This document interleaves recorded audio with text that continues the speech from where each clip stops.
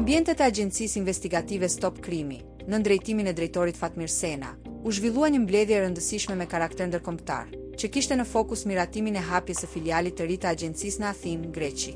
Ky filial do të drejtohet nga Aferdita Telo, një personalitet i njohur për kontributin e saj në fushën e bashkëpunimit ndërkombëtar dhe mbrojtjes së të drejtave të njerëzit. Në këtë mbledhje morën pjesë edhe disa nga figurat më të njohura të agjencisë dhe të botës humanitare e patriotike.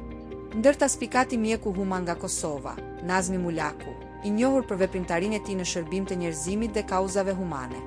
Gjithashtu, heroi gjalli i Učkës, Zenel Krasniqi, u nderua me titullin honoris causa për kontributin e tij të jashtëzakonshëm në mbrojtjen e kombit dhe në përpjekjet për paqe e bashkim.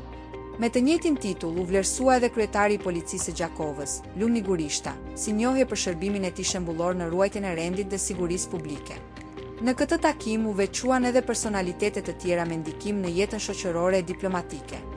Ndërta Iber Idrizi, si dhe Vedat Kolonja, i cili u nderua me titullin ambasador i përhershëm me qendër në Bruksel, një vlerësim për përkushtimin e tij në promovimin e paqes dhe bashkëpunimit ndërkombëtar. Me të njëjtin titull u nderua gjithashtu edhe Jakub Reka nga Maqedonia e Veriut, për kontributin e tij në forcimin e lidhjeve ndërmjet popujve të rajonit.